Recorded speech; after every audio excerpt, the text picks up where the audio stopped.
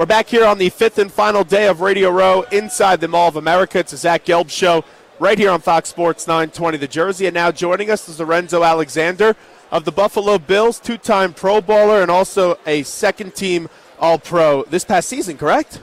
I got All-Pro in the 2016 season when I had the 12.5 sacks. So it's my first time being an All-Pro. It was a pretty cool experience to kind of break out as far as defensively that past year under Rex Ryan. And I love your story because you went from undrafted. Right. A lot of players now, you can see a lot of guys going undrafted, and they've had unbelievable careers. Yeah, I think it's just you play with that chip on your shoulder. I think sometimes when you have great success early in your career, especially when you're given a lot of money or you've been drafted high, and I had the same feeling, when I went to the Pro Bowl. You have a sense of accomplishment, and you kind of let your guard down a little bit, and you might not work as hard. And so you have to really think about it and be intentional about how you train after you become successful each and every single year. And that's why guys like, you think about a Tom Brady or an Aaron Rodgers or a Larry Fitzgerald, London Fletcher, those guys understood how to handle success. And I've been around a couple of those guys at one part or not in my career, and I've tried to use that each and every time. And that's why I think I'm still be able to play at a high level in year 13 when I become All-Pro, or 12 when I become All-Pro, and now year 13 having a solid season, and now moving on to year 14. What was the moment that you knew that you could be a really good professional football player? Oh, wow. It had to be in the Tennessee Titans game. This is my second year. This is like 2006. I was in practice squad in Carolina, got cut the second year, was with Washington in preseason. And I had a great game, playing the run well, some nice pass rush moves. Even just from the hustle and the grind of it, I remember I had made an inside move, and the running back came up, Omar Gaither, knocked my helmet off, and I just take off chasing after the quarterback and go down and tackle him. My boy Reed Dowdy hits me in my face, and I got this big old gash. And then, from that standpoint alone, the coaches are like, oh, man, that's what we love. The players really embrace me. And as a young player, that's all you want, as a sense of accomplishment or just being embraced by guys that have made it and been playing in the league a long time. And really from that moment on, I made the team that year for the first time. My career has just kind of catapulted itself. Was there ever a moment where you wanted to give up? Was there ever a moment where you doubted yourself and said it's not going to happen? Going undrafted was probably hard. Yeah, it is. And then not that. Then to be on a team and be cut, and then get on another team and be cut again, and then kind of bounce around. You kind of do that little circuit where you see all the same guys doing the tryouts and working out. And I'm like, man, do I really want to do this? I'm not going to keep traveling, getting on these planes, travel all over the place for everybody to tell me, well, we think you're too short. I can't control that. Probably like the beginning of the second year of, being out of college, I really thought about walking away. I'm like, I got my degree at Cal. Maybe I'll go to law school. I was thinking about doing that anyway and just, start being a professional in a different way. But luckily my uncle and my mom really encouraged me to stick it through. And I got a trial with Washington. I was like, okay, this is it right here. And I end up making the team on practice squad. And years later, the funny thing is, I wasn't even the guy they picked. It was another guy, D lineman. We were there working out together, and he pulls his hamstring in the workout. They were going to pick him, but he was hurt, couldn't practice. And so I actually got a chance to be a part of the practice squad because of his injury, much like what happened 2 years ago when I got catapulted in the starting position because of somebody else's injury. So I just been able to take an opportunity when the door is open and make the most of it. When you see the game now, how much differently do you see the game with your success and your experience than maybe a few years ago? Yeah, because I've played. Slows down a little bit, right? It does slow down, and I've played offensive line, I've played defensive line, outside backer, inside backer. So I've seen the game from a lot of different perspectives as well as special teams. So it just gives me a better view of how everything works together. It definitely slows down, and I think it only slows down when you understand football, your IQ. Understand how offenses want to run certain plays, understanding your assignment.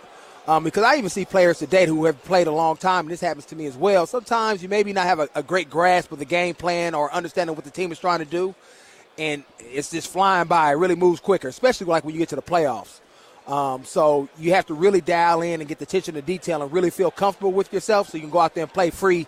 And then when you're in that zone, that's when it really slows down and just feel like everything you do is the right move. I've been following you guys very closely this year with the Buffalo Bills because my friend, as we were discussing earlier, Deion Dawkins, the snowman. The snowman. You better snow.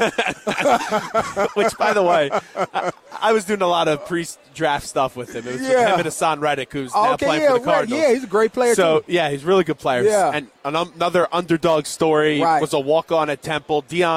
Matt Rule was basically driving away, came back, said, get to Temple tomorrow morning, and we'll get you here. And I'll never forget with Deion, I just go, I know you've been saying this all throughout college. You already know. I go, what the heck does he mean? Right, yeah. And he, pauses, waits a second. He goes, Zach, it's my different way of saying it. Of you already know. It's the way that offensive linemen get love. So there you go. That's what you already know is.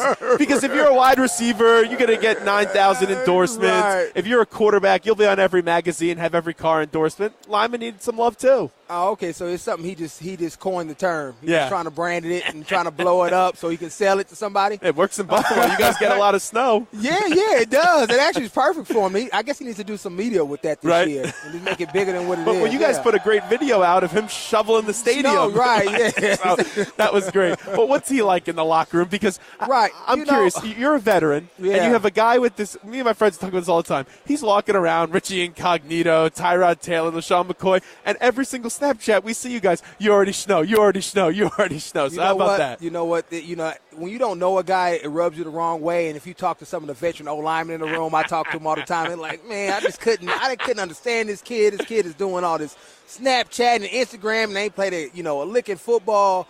But the way he worked this year, as he improved, he gained a lot of respect out of the locker room. I mean, to be able to step in the position behind Cordy Glenn, who went down with an injury, and play at a very high level as a rookie, protecting Tyrod's blind side of the left tackle, he did a great job. I mean, the nastiness and the dog that he brought to the game gave us our offense, that extra physical mentality was great. And he earned the respect of Eric Wood and Richie Incognito and myself. And you learn to accept that side of him because you know he's such a hard worker and a grinder. And on Sundays, he's going to show up and dog some cats, which everybody likes seeing. I'll tell you, though, my guy, he's a big dude. I'm a big dude as well. We both have little dogs. You ever see his dog? No, he's got like a little dog, and he loves this thing. He's a big softy, Deion. Yeah, I know. That's crazy. So you guys this year, Sean McDermott, because someone that has a lot of Philly roots, obviously, in his coaching career, I was wondering, when was he going to get a shot to be a head coach? What did he do? How did he change your locker room this year? Because you guys were in the playoffs and no one thought you were going to be there. Yeah, I know. Outside looking in, most people practice, maybe having 4, maybe 5 wins. And what Sean really did was rebuilding, really. That's what I thought. Well, you traded away Darby. You traded Watkins. And I think when you do that and you have some success, I think it's a great example of that. Being successful, no matter who you are, is much more than just talent.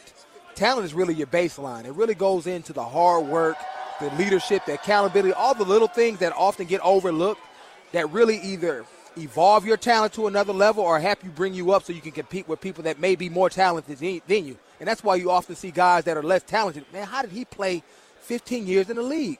Because he was a great character guy, did all the little things right. And what Sean did was went out and found a whole bunch of those guys in the draft. We talk about Deion Dawkins. We talk about Tre'Davious White, Zay Jones. And then in free agency, Micah Hyde, Jordan Poyer, Mike Tolbert, Joe Webb. And all those guys brought a little bit of a different aspect to our team.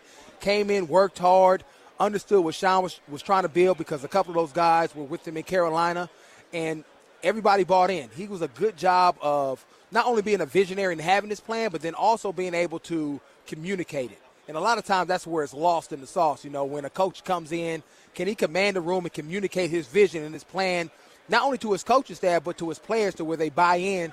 And you talking to guys like Kyle Williams who've been around a long time and seen a lot of head coaches. How can I get Kyle Williams to buy in? So now he is being an example of what my mission is. And Sean did a great job of that. All the guys bought in from top down. And even when we had that stint where we looked like we didn't know how to play football, had that 3-game losing streak, we were able to overcome that, stay tight-knit, because often teams will start pointing their fingers, and we was able to find ourselves in the playoffs. Can Tyrod Taylor win you guys a Super Bowl? I think he can. Obviously, when you look at him, I think most people just go with their gut jerk reactions like, no, he can't. But I think great offensive coordinators, and just coordinators in general, put their players and cater their scheme to the player. They don't make their player have to fit exactly what they may have liked doing with another player. And I think you have to be multiple in this league and change things up. You look at Tom Brady. He does a lot of great things, but you're not asking him to run bootlegs and boot out and read option because that's not what he's great at. So when you have a gifted quarterback like Tyrod, you have to do those certain things. And then also, maybe you have to coach him differently. Maybe he sees things a little bit differently. And obviously I'm not in the quarterback's room, but, every guy doesn't learn the same. But he's definitely a consummate pro. And then we look at Blake Bortles. He's one game from the championship game. So with strong defense, a great running game that we have, Tyrod continues to get better, and then we add some more pieces around him, some more weapons, some more threats, so everybody can't play 8-man box and try to take Shady out the game. We can easily find ourselves in the hunt at least. I mean, we played Jacksonville, I think, better than anybody else did. I mean, Pittsburgh gave up 50. You guys just couldn't score. That was right. The problem. I mean, and the Patriots gave up, I don't know how many, maybe like 20 points to them. Patriots in that game. 17 It was 24-20 was the okay, final. all right. So, I mean, we held them to 10 points. So if we find a way to score, and we had our opportunities, but if we execute a little bit better there, maybe come away with an interception, which we weren't able to do. We had our hands on a couple of balls. It's a different game, and it doesn't just have to be on the offense scoring points. It could be the special teams and the defense as well. Duffs or Anchor Bar? I am a Duffs guy. If I had to pick out of those two. What's your favorite? Because that means neither of those are your favorite then. Bar Bills is my favorite. Okay. That's what I had out there, and I think it's East Aurora that's in. When you're watching film on Tom Brady and you're preparing for that offense, what do you see and what's your game plan? Well, he's very multiple. They're able to use various personnel groups and run the same plays. They do a great job of getting their guys in space, obviously like Amendola, letting him run his option route, short and nasty, creating mismatches versus linebackers. Obviously, Gronk, it speaks for himself. They do a great job of isolating him as well. Oftentimes, they'll run like a 3-by-1 set, put all the receivers to the right side, put Gronk on the back side, and now it's a one-on-one matchup, and it's not too many guys, if any, that can, match up against him all game and be able to shut him down. And then they also love to run the ball. I mean, Deion Lewis, James White, they do a great job of mixing it up. I don't think they get enough credit of how well they've ran the ball this year. And it's hard to, when you have an offense that's so multidimensional like that, to really X them out. And I haven't even mentioned Tom Brady yet, Right. He's a guy that kind of gets the show going, rolling. He has a lot of he's a great job of changing up tempos for you. He'll go regular tempo, get in the huddle, then he'll speed it up, go 2 minute on you. Then it may be second and short, then he'll goose it. So now your D linemen are playing, okay, is he going to do that every time it's second and short? He just does a great job of changing tempos, catching guys on the defensive side, trying to make substitutions to match up, get you in penalties, and then anytime your offense makes a mistake and give him the ball again, he's scoring the touchdowns. Gronk this year, when he had the play with the elbow, it was a bad play, and it's very uncharacteristic of Gronk. He doesn't do that. Frustrated. He was frustrated. Yeah. You're right. When you look back at that, do you call him a dirty player? I don't call him a dirty player. You have to have a history of doing plays like that. He doesn't have that history. And he doesn't have that history. I mean, Gronk is a big, fun-loving guy that loves to play the game. Obviously, anytime that you're used to having success, and I think we were frustrating. I mean, Tre'Davious White as well as Micah Hyde, using your hands. The refs are allowing him to play. Oftentimes, because Gronk is a very physical player. Oh, yeah. But refs, just and no one talks about his run block. Right. Oh, yeah, because that too. Everyone gets. Right. They all get caught up in the touchdown to one-handed catch. He's a heck of a blocker. Yeah, and obviously as a Sam backer sometimes I have to face him. Yeah. So he's probably probably the best blocking tight end in the league. I mean, he's up there. I mean, I can't think of a better one and a dual threat that can go out and receive the ball. But like I said, I think he just got frustrated because we were being physical. The refs weren't calling anything for once as far as allowing us to be physical with him as well because he loves to push off and use his body like he should be. Yeah, but you guys push him too. Yeah, you have to, but let's be real. It goes both ways. No. It goes both ways. This is an offensive league. Yes. Oh, no question. They let receivers get away with murder, and you do a little hug after they push you. It's flags going everywhere. In that particular game, they weren't really throwing too many flags, too many penalties on our guys who were probably holding, tugging, but, hey, you got to do what you got to do to compete against Gronk. And I think at the end of the game, he was just so fed up with more of the refs not calling anything that he took it out on Trey. Who wins this game?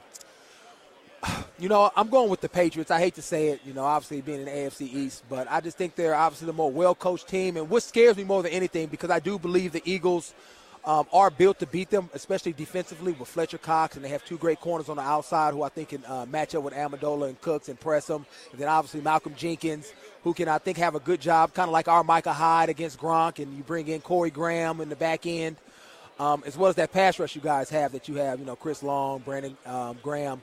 Derek Barnett, Jernigan. It's a lot of guys out there that can rush the passes. The only thing that I saw watching I watched a couple of the playoff games, was when they had that bye week and then had to face Atlanta in the second round, it was some sloppy play. And that's what scares me, because you can't be sloppy versus this New England team, because they're going to take advantage of every mistake that you have. And obviously the Pro Bowl is similar. The Super Bowl is similar to that, because it's 2 weeks before, since the championship game. The layoff, the difference of schedule, all this hoopla that we see down here in Minnesota, the parties, this kind of things, all the media stuff that you have to attend. A lot of those guys aren't used to that. The Patriots are. So all that taken in place, I just don't know if they're going to come out and play well. And that's kind of why I'm leaning to the Patriots, and I think it'll be 24-17 type of a game. Clearly you want to join the media after your career. We can tell by the way that you're speaking on this show right now, because you're very exuberant and you know how to talk and promote about the game. Tell me what you're doing with player engagement. Well, much what I want to do when I'm done playing football. Obviously, I think I maybe have 1 or 2 years left, but since being in the game, obviously the NFL affords you a lot of opportunity to meet people, talk to people, go to broadcasting boot camp, do the different programs that they offer just to prepare, and this is one of them. Down here with the NFL player engagement, broadcasting boot camp, and really we have like 4 guys, myself, Leger Douzable, Ryan Harris, so I think just walked behind me. He's been obsessed with my father. Has he? He's looking at him and he goes, he looks like Bill Belichick. Yeah, he does. You got to cut the sleeves off, and he got it 100% right there. Well, that's great stuff. We wish you the best luck. Now, before we let you run, I have to do one thing on Snapchat because Dion told me to do this. Oh, here we go, live on the air. You already snow. We're here with Lorenzo Alexander. It's the snowman's friend right here. Yeah, you on better Fox snow, Sports man. 920 Yeah. The Jersey. We'll take a break. Be back right after this.